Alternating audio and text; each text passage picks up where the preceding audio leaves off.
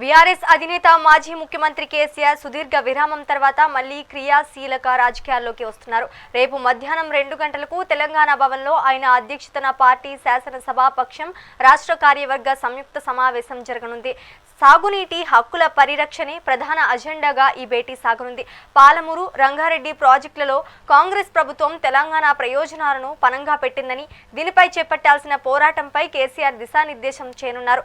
నదుల అనుసంధానంపై బీజేపీ ఎంపీల మౌనాన్ని, రాష్ట్ర ప్రభుత్వ వైఫల్యాలను ఎండగట్టాలని ఆయన నిర్ణయించుకున్నారు. ఎన్నికల ఓటమి తర్వాత పార్టీ ప్రక్షాళన, సంస్థాగత మార్పులపై కూడా ఈ సమావేశంలో కీలక నిర్ణయాలు తీసుకునే అవకాశం ఉంది. కేసీఆర్ రాకతో బీఆర్ఎస్ శ్రేణుల్లో నూతన ఉత్సాహం నెలకొంది. ఈ సమావేశం అనంతరం ఆయన మీడియాతో మాట్లాడి భవిష్యత్తు కార్యాచరణను ప్రకటించే అవకాశం ఉంది.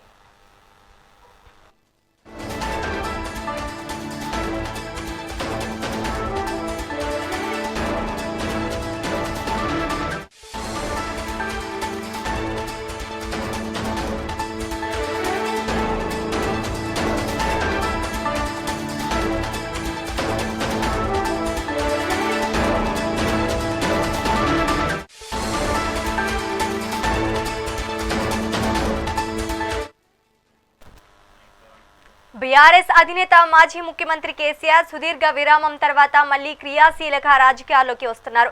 రేపు మధ్యాహ్నం 2 గంటలకు తెలంగాణ భవన్లో ఆయన అధ్యక్షతన పార్టీ శాసన సభాపక్షం రాష్ట్ర కార్యవర్గ సంయుక్త సమావేశం జరగనుంది. సాగునీటి హక్కుల పరిరక్షణే ప్రధాన అజెండాగా ఈ భేటీ సాగనుంది. పాలమూరు, రంగారెడ్డి ప్రాజెక్టులలో కాంగ్రెస్ ప్రభుత్వం తెలంగాణ ప్రయోజనాలను పణంగా పెట్టిందని, దీనిపై చేపట్టాల్సిన పోరాటంపై కేసీఆర్ దిశానిర్దేశం చేయనున్నారు. నదుల అనుసంధానంపై బీజేపీ ఎంపీల మౌనాన్ని, రాష్ట్ర ప్రభుత్వ వైఫల్యాలను ఎండగట్టాలని ఆయన నిర్ణయించుకున్నారు. ఎన్నికల ఓటమి తర్వాత పార్టీ ప్రక్షాళన, సంస్థాగత మార్పులపై కూడా ఈ సమావేశంలో కీలక నిర్ణయాలు తీసుకునే అవకాశం ఉంది. కేసీఆర్ రాకతో బీఆర్ఎస్ శ్రేణుల్లో నూతనోత్సాహం నెలకొంది. ఈ సమావేశం అనంతరం ఆయన మీడియాతో మాట్లాడి భవిష్యత్తు కార్యాచరణను ప్రకటించే అవకాశం ఉంది.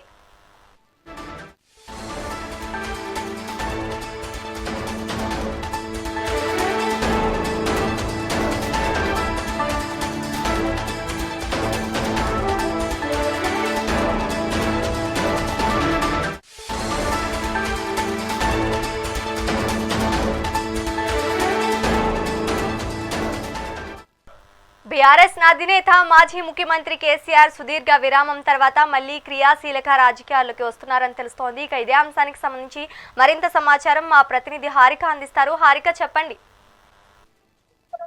శ్రీజ, ఎన్నికల్లో బీఆర్ఎస్ ఓటమి తర్వాత గులాబీ బాస్ అంటే కేసీఆర్ ఇప్పటి వరకు ఫామ్ హౌస్ కు పరిమితమే అయ్యారు. ఇటీవల జరిగిన జూబ్లీహిల్స్ ఉప ఎన్నికల్లో కావచ్చు, స్థానిక సంస్థల ఎన్నికలకు సంబంధించిన సమావేశాలు, పార్టీ నేతలతో సమావేశాలు కూడా అక్కడి నుంచే నిర్వహిస్తున్నట్టు మనకు ఉన్న సమాచారం. అయితే ఈ 2 ఏళ్లలో కేసీఆర్ ప్రజలకు కనిపించింది చాలా అరుదనే చెప్పుకోవాలి. అయితే తెలంగాణ సాగునీటి హక్కుల రక్షణ కోసం కేసీఆర్ రంగంలోకి దిగబోతున్నారు అని చెప్పేసి ప్రస్తుతం ఉన్న సమాచారం. అయితే రేపు తెలంగాణ భవన్ కు బీఆర్ఎస్ అధినేత రాబోతున్నారు అని చెప్పేసి అంటున్నారు.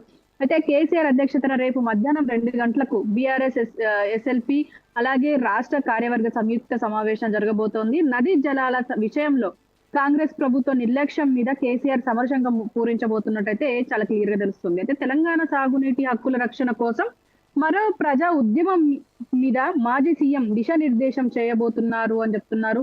అయితే బీఆర్ఎస్ ఎల్పీ సమావేశం తర్వాత కేసీఆర్ మీడియాతో మాట్లాడే అవకాశం ఉన్నట్టు కూడా తెలుస్తుంది. పాలమూరు, రంగారెడ్డి ప్రాజెక్టులో 45 టీఎంసీలకే కాంగ్రెస్ ప్రభుత్వం ఒప్పుకుందనేది బీఆర్ఎస్ వాదన. నదుల అనుసంధానం పేరుతో ఏపీ జలదోపిడికి కేంద్రం సహకరిస్తోందని ఆ పార్టీ ఆరోపిస్తుంది. అయితే ఇటు చూసుకున్నా కూడా రాష్ట్రం అంటే కాంగ్రెస్, బీజేపీ తెలంగాణకు సంబంధించి అయితే ఇటు తెలంగాణ సమాజం ముందు దోషిగా నిలబెడతామని బీఆర్ఎస్ చెబుతోంది. అయితే మరోవైపు బీఆర్ఎస్ పార్టీ ప్రక్షాళన మీద కూడా కేసీఆర్ దృష్టి సారించబోతున్నారు.